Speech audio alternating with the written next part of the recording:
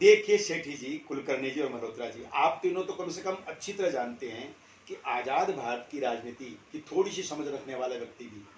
आसानी से ये कह देगा कि आज भाजपा ने केंद्रीय सरकार तथा प्रधानमंत्री नरेंद्र भाई मोदी और उनकी टीम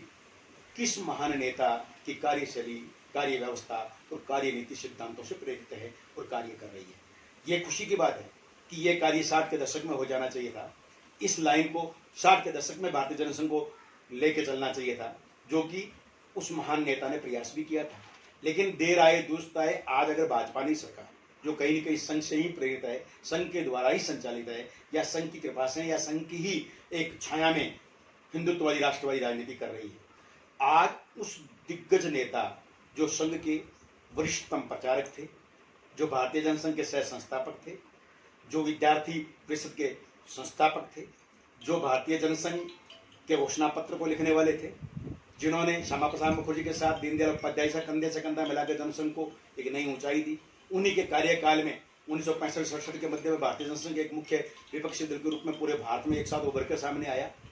वो दिग्गज नेता प्रोफेसर बलराज मधोक, उनके समस्त उन मुद्दों, उन विषयों या उन बिंदुओं को आज की सरकार या आज का शासन या आज की भाजपा स्वीकार कर चुकी है, उन्हीं नीतियों, रीतियों, सिद्धांतों को चल रही है। ये खुशी की बात है, लेकिन दुर्भाग्यपूर्ण एक पक्ष ये भी है कि उन अपने पितृपुरुष महापुरुष बलराज मधोक को भाजपा वो सम्मान नहीं दे रही है, वो सम्मान देने से हिचकिचा रही है, आज भी डर रही है। ये बहुत ही शर्मिंदगी की बात है, मानसिक चोर प्रवृत्ति की बात है, और कहीं न कहीं एक विराटता, जो भाजपा की विराटता, संघ परिवार की विराटता है, उसके अंदर दागनुमा एक सोच और चिंतन की बात है। मैं संघ परिवार से और भाजपा और खासकर प्रधानमंत्री से नरेंद्र भाई मोदी जी से, क्योंकि प्रधानमंत्री नरेंद्र भाई मोदी जो हैं वो सदैव से बलराज मधोक को अपना आदर्श मानते रहे हैं। बलराज मधोक जी के विचारों और सिद्धांतों को वो हमेशा से स्वीकार करते रहे हैं। मैं प्रत्यक्ष रूबरू गवाह हूँ इस बात का, क्योंकि बलराज जी के साथ जो मैंने 2.5 से 3 दशक बिताए, उनमें अनेक बार बलराज जी जो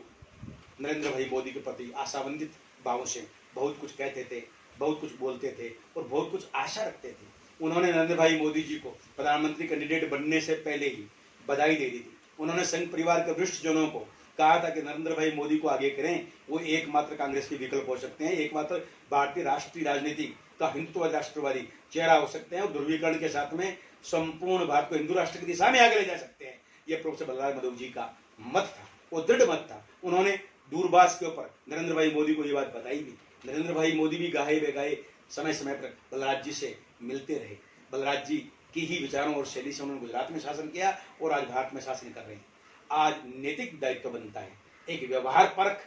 सत्य परक बात भी बनती है कि बलराज मधोक को भाजपा और संघ परिवार उनका जो वास्तविक सम्मान है वो सम्मान दिया जाए। पूरी जिंदगी भर बलराज मधोक जी के उन्हीं मुद्दों की वजह से, जिन पर वो कट्टर थे, जिन पर वो अडिग थे, जिन पर वो सिद्धांत थे, पीछे नहीं मुड़ सकते थे, उन्हीं हिंदुत्ववादी राष्ट्रवादी मुसलमानों के भारतीयकरण, श्री राम जन्मभूमि मंदिर निर्माण, काशी विश्वनाथ और मथुरा जन्मभूमि की आज़ादी, इन्हीं विषयों की कट्टरता और कठोरता और अडिगता पर शायद संघ ने उस समय लचीलापन भाव अपनाया था कि शायद ये मुद्दे भारतीय राजनीति में चल नहीं पाएंगे या भारतीय राजनीति में इतनी कठोरता उपयुक्त नहीं है, संघ का कहना होता था। आज उन्हीं मुद्दों पर उसी तरीके से, चाहे यूपी में श्री योगी आदित्यनाथ जी महाराज जी की सरकार हो, चाहे नरेंद्र भाई मोदी जी की केंद्र में दूसरी बार सरकार चल रही है, सारी की सारी बलराज मधोक जी के सिद्धांत विचार उन्हीं मुद्दों, धारा 370 हटाने का विषय बलराज जी से बड़ा कार्य किसी ने नहीं किया, जम्मू कश्मीर को बचाने का कार्य बलराज मधोक जी से बड़ा किसी ने नहीं किया। आज मैं कहता हूं कि हिंदुत्ववाद राष्ट्रवाद की कल्पना, संकल्पना या परिकल्पना या बात करने की कोई भी जरूरत करता है तो उसमें पितृपुरुष के रूप में, अग्रज पुरुष के रूप में, नीम पुरुष के रूप में प्रोफेसर बलराज मधोक जी का ही नाम आता है। प्रोफेसर बलराज मधोक जी एकमात्र प्रेरणा, अनुकरण और मैं कहूँगा आदर्श के रूप में सामने खड़े होते हैं। मैं प्रधानमंत्री नरेंद्र भाई मोदी जी से आज 2 मई 2022 को बलराज मधोक जी की 6ठी पुण्यतिथि पर मांग करता हूं कि प्रधानमंत्री नरेंद्र भाई मोदी की सरकार प्रोफेसर बलराज मधोक जो हर हाल में सर्वोच्च पात्र हैं, उन्हें भारत रत्न देने की घोषणा करें और भारत रत्न देकर बलराज मधोक जी की जीवन पर्यंत उपेक्षा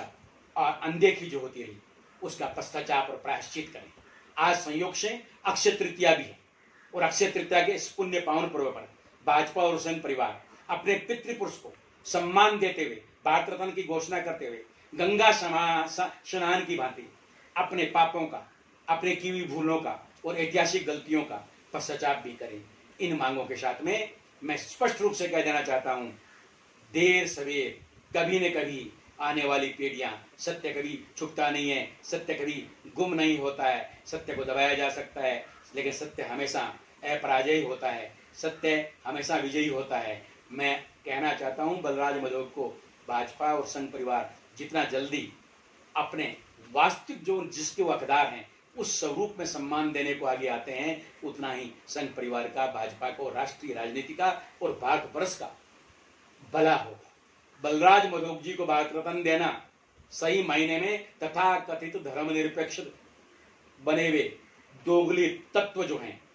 जो सांप्रदायिक तत्व जो हैं, उनके विरुद्ध एक संदेश होगा और राष्ट्रवादी हिंदुवादी जनमानस